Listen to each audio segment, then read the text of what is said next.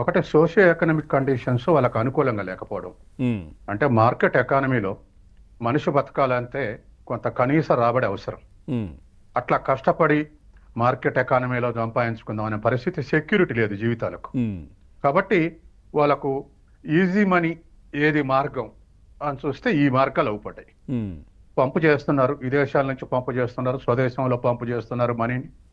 వాటిని తేలికగా అందుబాటులో తీసుకొస్తున్నటువంటి విషయాలు మనకు అర్థం అవుతున్నాయి. ఉమ్, దాని నుంచే విలాసవంతమైన జీవితం, ఇప్పుడు లేడీ యూట్యూబర్ కానీ ఇటువంటివన్నీ కూడా మనకు ఈ కేటగిరీస్గా మనం విభజించవచ్చు. ఉమ్, రెండో వైపు ఫండమెంటలిజం.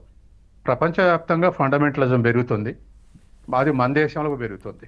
అది హిందూ ఫండమెంటలిజం అయినా కావచ్చు, ముస్లిం ఫండమెంటలిజం అయినా కావచ్చు, ఏదైనా మొత్తం మీద ఫండమెంటలిజం పెరుగుతుంది. ఉమ్, ఈ ఫండమెంటలిజం పెరుగుతున్నటువంటి క్రమంలో ప్యారలల్గా ఒక సోషియో ఎకనామిక్ అండర్స్టాండింగ్ మిస్ అవుతుంది.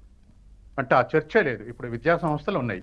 ఉమ్, విద్యా సంస్థల్ని మనం 90కు ముందు ఒక తీరు కల్చర్ ఉంది, 90 తర్వాత ఒక తీరు కల్చర్ ఉంది.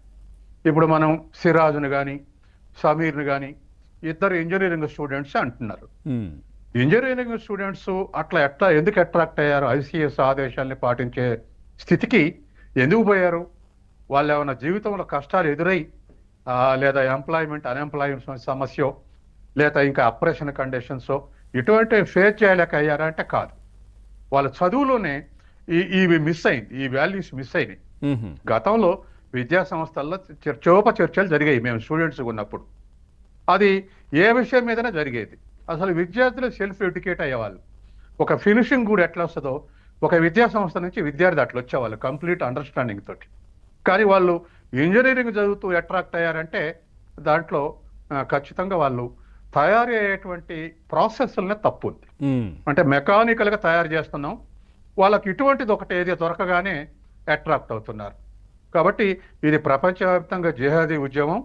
ఈ ఉద్యమంలో మీరు భాగస్వాములు కావాలనగానే అట్రాక్ట్ అవుతా ఉన్నారు. కాబట్టి ఇవాళ వాళ్ళిద్దరిని చూస్తే, ఇంజనీరింగ్ స్టూడెంట్స్ అన్నటువంటి విషయం చూస్తే మనకు ఆశ్చర్యం అవుతుంది. ఇది ఫండమెంటలిజం కారణం వీళ్ళ వెనకాల. జ్యోతి ఇతరుల వెనకాల ఈజీ మనీ కారణం. కాబట్టి ఇటువంటి కారణాలను మనం ఎనలైజ్ చేస్తే ఇది ఇవాళ చచ్చిపోద్దని నేను అనుకోలేదు. మనం యుద్ధం జరుగుతున్నప్పుడు కూడా స్లీపర్ సెల్స్ ఉన్నాయి, దేశవ్యాప్తంగా ఉన్నారు. వీళ్ళని ఐడెంటిఫై చేయటం ఇంకా కష్టమైనటువంటి విషయం. కనపడే ఆయుధాన్ని దుంచేయటం తేలిక, కానీ కనపడనటువంటి వాళ్ళని ట్రేస్ అవుట్ చేయటం చాలా కష్టం. ఇవాళ 14 మంది అంటున్నారు, ఎన్ని వందల మంది అయినా ఉండొచ్చు. కాబట్టి ఇటువంటి ఫండమెంటలిజం యాక్టివిటీస్ రోజు రోజుకు పెరుగుతూ ఉంటే వీళ్ళ సంఖ్య కూడా, వీళ్ళ అట్రాక్షన్ కూడా పెరుగుతూ ఉంది. కాబట్టి ఉన్నటువంటి పరిస్థితుల్లో మనం విద్యా సంస్థల నుంచే ఇవాళ రిక్రూట్మెంటు విద్యా సంస్థల్లో ఎడ్యుకేట్ అయితే, సమాజంలో అర్థం చేసుకుంటే ఆ రిక్రూట్మెంట్ తగ్గిపోయేటువంటి అవకాశం ఉంది. మనం కాశ్మీర్లో లేదా గుజరాత్లో ఎక్కడైనా పేద ముస్లిమ్స్, పేద హిందువుల్ని ఇంటర్వ్యూ చేస్తుంటే నిన్న మొన్న ఏమొస్తుందో వాళ్ళు ఏం జవాబు చెప్తారు? మాకు ఏదో తెలియదండి, ప్రశాంతమైన జీవితం కావాలంటారు. అటువంటి వాళ్ళు ఉపయోగపడలేదు. యంగ్స్టర్స్ని ఇట్లా అట్రాక్ట్ చేస్తున్నారు. కాబట్టి వాళ్ళకు ఒక సైద్ధాంతిక అవగాహన ఉంటే ఇటువంటి వాటికి అట్రాక్ట్ కాకుండా అటువంటి అవకాశం ఉంది. అందుకని దీనికి కారణం, ప్రధానమైనటువంటి కారణం, పెంచి పోషించినటువంటి కారణం అమెరికానే. ఉమ్, పాకిస్తాను డిఫెన్స్ మినిస్టర్ స్టేట్మెంట్ ఇచ్చాడుగా. మనం ఈ 50 ఏళ్లలో ఎప్పుడు చూడం అటువంటి స్టేట్మెంట్. మేము అమెరికా కోసమే ఉగ్రవాదులకు శిక్షణ ఇచ్చాం, మేము బ్రిటిష్ కోసమే ఉగ్రవాదులకు శిక్షణ ఇచ్చాం, మేము పశ్చిమ దేశాల కోసమే ఉగ్రవాదులకు శిక్షణ ఇచ్చాం, అందుకే మా మా మా వ్యవస్థ ఇట్లా ఏడుస్తుంది, మేము దానికి బలైపోతున్నాం అని చెప్పేసి స్టేట్మెంట్ ఇచ్చాడు. ఉమ్, అది ప్రపంచవ్యాప్తంగా ఉన్నటువంటి ఉగ్రవాద తయారీలో ఒక కీలకమైనటువంటి అంశం. దరిదాపు మనం ఇప్పుడు 100 మంది ఉగ్రవాదులను చంపేశాం అంటున్నాం. ఒక అంచనా ప్రకారం ఇప్పుడు వెల్ ట్రైన్డ్ ఉగ్రవాదులు 3000 మంది ఉన్నారని పాకిస్తాన్లో. వెల్ ట్రైన్డ్ ఇండివిజువల్గా వర్క్ చేయగల వాళ్ళు, మాసివ్గా కాదు. తాలిబాన్లో పనిచేసిన వాళ్ళు, సైన్యం పోయి తాలిబాన్ల పేరు మీద ఆఫ్ఘనిస్తాన్లో పనిచేసిన వాళ్ళు, ఇటువంటి వాళ్ళు కాదు. వెల్ ట్రైన్డ్ ఒక దేశంలో పోయి ఒక కుట్రపూరితమైనటువంటి చర్య చేయాలన్నటువంటి వాళ్ళు 3000 మంది ఉన్నారని అంచనా అవుతుంది.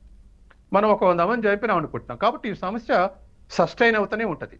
దీన్ని ఆయుధాలతో ఎదుర్కొనే దానికన్నా సైద్ధాంతికంగా ఎదుర్కోవటం అనేది ప్రాథమిక కర్తవ్యంగా భావించాల్సినటువంటి అవసరం ఉంది. దీనికి అనేకమైనటువంటి సోషల్ అండర్స్టాండింగ్ ఉండాలి, వాటిని డీలింగ్ చేసేటువంటి పద్ధతులు ఉండాలి. అప్రెషన్ పనికిరాదు. అప్రెషన్ ఉంటే దానికి కౌంటర్గా మళ్ళీ ఇటువంటివే మొదలవుతూ ఉంటాయి.